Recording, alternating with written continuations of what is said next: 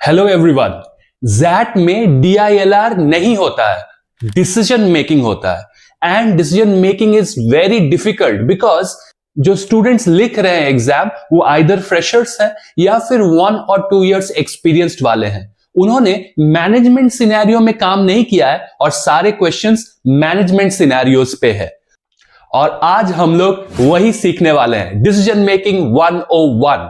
तो अगर चैनल को सब्सक्राइब नहीं किया है तो डेफिनेटली कर लो, बिकॉज डिसीजन मेकिंग का नैया तो सिर्फ ये वीडियोस देख के ही आपका पार हो जाएगा, ये तो गारंटी है। आज हम लोग सॉल्व करेंगे एक बहुत ही common question type, manager employ relationship. इसमें हर साल जैट में क्वेश्चन आता है। मैं आपके सामने जैट 2020 का क्वेश्चन सॉल्व करूंगा। हर ऑप्शन को कैसे एलिमिनेट करना है उसका रीजन दूंगा। I hope you make some notes. पहला क्वेश्चन लेते हैं। In the second week of her 8-week internship, Amala realizes that the project requires inputs from subjects she studied in the third semester. तीसरे semester में जो उन्होंने पढ़ाई किया है उससे उनको इंटर्नशिप में मदद मिलेगी। However, during the third semester, Amala was significantly distracted by inter-college sports event, affecting her grasp of subject. लेकिन वो सब्जेक्ट अमला ने पढ़ा ही नहीं था। Which of the following is the most appropriate way forward for Amala? ठीक है, अब थोड़ा सा सिनेरियो को मैनेजर एम्प्लॉय हिसाब से सोचते हैं। मैनेजर ने एक काम दिया है एम्प्लॉय को वो काम नहीं आता है। आप सिर्फ अपने जगह में मैनेजर के रवैये से सोचिए कि मैनेजर को क्या चाहिए होगा इस सिचुएशन में, अमला से या फिर एम्प्लॉय से। पहला option, Amala should request her mentor to allocate a different project because of a limited familiarity with the inputs required. तो अमला का काम है कि वो डायरेक्टली अपने मेंटर के पास जाए एंड बताए कि भाई मुझे तो ये नहीं आता है, आप कुछ बताओ इसमें। देखो, जब मैनेजर के पर्सपेक्टिव से अगर आप सोचें तो ये काम मैनेजर ने हवा से नहीं निकाला है, it has come top down. बहुत सारे बात करने के बाद ये प्रायोरिटी में आया है कि अरे यार ये काम हमें करना है, because this is the most important task. ऐसा नहीं है कि हमने 5-7 एक्स्ट्रा काम बना के रखे हैं और अमला अपना चूज करेगी कि अरे ए पसंद नहीं है बी कर लेंगे, बी पसंद नहीं है सी कर लेंगे। It is not a very nice solution. ठीक है, पहला पार्ट सही है कि उसने मेंटर से बात किया कि मुझे नहीं आता है, बट ये कि अरे हटाओ दूसरा लाओ, ये डिफिकल्ट है। दूसरा option, Amala should disclose to her mentor her limited understanding. Disclose करना कि मुझे नहीं मालूम, and ask required inputs to seek his suggestions. ये तो बढ़िया है। मैंने इंटर्न को काम दिया, इंटर्न ने बोला यार मुझे ठीक से नहीं आता है, can you please help me, can you please guide me. मैं तो उसी लिए बैठा हुआ हूं, मैनेजर हूं मैं, तो मैं उसको बताऊंगा कि यार तू जाके वो पढ़ ले, तू वो रिसोर्स देख ले, तू ये कर ले, तू वो कर ले। बढ़िया ऑप्शन है, मैनेजर को बता भी दिया, मैनेजर ने उसको गाइड भी कर दिया। Option C, Amla should seek Shabnam's help who perform well in the third semester. तो अमला मैनेजर को नहीं बता रहा है कि मुझे नहीं आता है, वो शबनम के साथ बात करेगी एंड उससे सीखेगी थर्ड सेमेस्टर का काम। अब इसमें 2 हफ्ता लग सकता है, 3 हफ्ता, इंटर्नशिप 8 हफ्ते का होता है, मैनेजर को बताया नहीं, बहुत गड़बड़ है इस ऑप्शन में। D, Amala should realise that she may not get a PPO and so focus on networking with experience talent in the organisation. अब अमला को लग गया कि यार काम तो मुझे आता नहीं है, PPO कैसे मिलेगा, मैं काम छोड़ देती हूं and I will go ahead and network with people. Manager का तो लगा दिया उसने, this is not the right answer. Amla after studying the organisation for a week should design her own project and pitch it to the mentor. Manager ने जो काम दिया उसको बोला टाटा बाय बाय, अपने से कुछ प्रोजेक्ट किया और वो आके उसने पिच किया। समझ रहे हो बात? तो एकदम ही गलत। तो हमने सब ऑप्शंस को इलिमिनेट कर दिया बी को छोड़ के, जहां पे आउटराइटली इंटर्न आके मैनेजर से बात किया कि अरे hey I don't know about this. एकदम फ्रंट कम्युनिकेशन हुआ, मैनेजर से हेल्प मांगा कि मुझे क्या करना चाहिए। ये आपके पूरे लाइफ में बहुत बार होने वाला है। मैनेजर के पास कुछ रिक्वायरमेंट आएगा, मैनेजर आपको देगी एंड आपको शायद उस समय पता हो या फिर ना हो, मैनेजर से हेल्प ले कि कैसे आगे बढ़ना है और उसको काम को करके दे। Option B is the right answer. देखिए, क्वेश्चन 2 में आप बहुत सीखने वाले हैं because this is related to HR और एक्सेलराई, जैट से एक्सेलराई जाएंगे, वो एचआर का कॉलेज बहुत नाम प्रिय है, सो डेफिनेटली इस क्वेश्चन पे फोकस करें।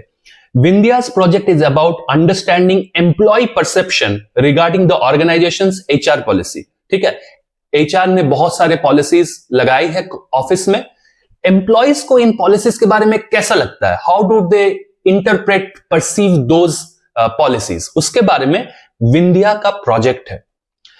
Against her own instinct she is suggested by her mentor to interview only the good performers identified by the office because poor performers he believes always crib about the policies। बता रहे हैं कि mentor ने उसे सिर्फ good employees का interview लेने बोला है, पुअर एम्प्लॉयज का नहीं लेने बोला है, because the mentor believes that poor employees will always say अरे यार ये तो खराब ही है, वो भी खराब है, ये भी खराब है। तो मेंटर ने अपना एक लिस्ट दे दिया और विंध्या को बोला है कि जाके इन्हीं लोगों का इंटरव्यू लो, और इसमें कहा गया है अगेंस्ट हर ओन इंस्टिंक्ट, मतलब विंध्या को यह बेस्ट स्ट्रेटजी नहीं लग रहा था। Which of the following courses of action will best enable Vindhya to provide organization with a complete picture? अगर कंप्लीट पिक्चर देना है तो विंध्या को क्या करना पड़ेगा? अगेन मैनेजर के हिसाब से सोचे और इंटर्न के हिसाब से। मैनेजर ने एक लिस्ट दिया हुआ है, मैनेजर को थोड़ा अंडरस्टैंडिंग है कंपनी का कि क्या होता है, इसीलिए लिस्ट दिया है, बट विंध्या को क्या करना है कंप्लीट पिक्चर देने के लिए, because she has come from an HR college and she knows what works and what does not, so she also has to show that knowledge। पहला, Vindhya should completely comply with her mentor's suggestion। नहीं कर सकते because question में क्या बोला गया है, how to provide the organisation with a complete picture. अगर सिर्फ गुड एम्प्लॉयज का लेंगे तो कंप्लीट पिक्चर तो नहीं आएगा। B, Vindhya should ignore her mentor's directive, collect data from everybody but compile reports separately for good performers and poor performers। अब आपने क्या किया, आपने मेंटर का बात तो को खारिज कर दिया, बोला कि नहीं मैं गुड एंड बैड दोनों का लूंगी एंड दोनों का अलग रिपोर्ट बनाया है और दोनों मेंटर को दे दिया। अब देखिए एक लिस्ट बनाने में आपको शायद 7 दिन लगे, दोनों का लिस्ट बनाने के लिए आपको 14 दिन लग गया। मेंटर ने शायद 7 दिन का ही प्लान किया हो और नेक्स्ट 7 दिन के लिए आपको कुछ और सोच के रखा हो, ठीक है, टाइम तो लगेगा ना। तो फिर आपने मेंटर के एकदम डायरेक्टली अगेंस्ट चले गए।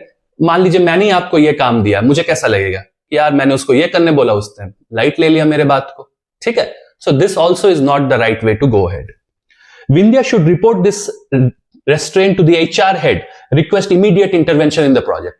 उसको क्या करना चाहिए, एचआर को जाके कंप्लेन करना चाहिए कि भाई मेरे से ये काम करा रहा है, और फिर मैनेजर को लगा दो आप, ठीक है। ऐसा एकदम मत कीजिएगा, ये आंसर नहीं है। Vindhya should request HR head to allot her another mentor without divulging any information. आप एचआर के पास जाइए और बोलिए कि ये जो मैनेजर है ना, ये एक नंबर का गधा है, ठीक है, अब इसको हटाओ, मुझे नया मेंटर दो। एकदम नहीं करना है ये। And finally Vindhya should meet only those identified by the mentor but also collect information from them as why their other colleagues are disgruntled। आपने गुड एम्प्लॉयज के साथ ही बात किया जैसे आपके मेंटर ने कहा था, बट उनसे जानने का कोशिश किया कि यार बाकी पुअर एम्प्लॉयज क्यों ऐसा बात कर रहे हैं, what is that perspective. So this is the best answer. So you are going by what your mentor has said, you are not bringing your own perspective कि अरे यार पुअर एम्प्लॉयज का तो एकदम जाके उसी का इंटरव्यू लेना है, बट आप अपने एचआर पॉलिसीज में भी खड़े उतर रहे हो जो आपने सीखा है कॉलेज में, पुअर के बारे में थोड़ा इन्वेस्टिगेट करना। मतलब जब आप रिपोर्ट लेके जाओगे तो बोलेगा अरे मिस्टर मेंटर मैंने तो आपका सारा काम किया, बट उन्हीं को मैं पूछ रहा था कि पुअर एम्प्लॉयज का क्या ये है, तो उन्होंने ये बताया, this is my additional insight. तो आपने मेंटर का बात भी सुना और एडिशनल इनसाइट भी आप लेके आए। So E is the best answer. And finally this, थोड़ा जो सेल्स वगैरह में काम करते हैं उनके लिए ये बहुत इजी होगा, बट जो नहीं करते हैं please pay attention to this question.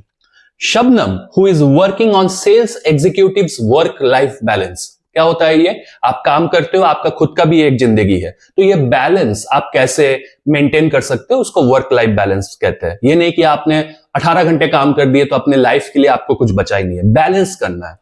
तो इसी पे वो काम कर रहे थे सेल्स वाले लोगों का। Has collected the following details about their frequent travels।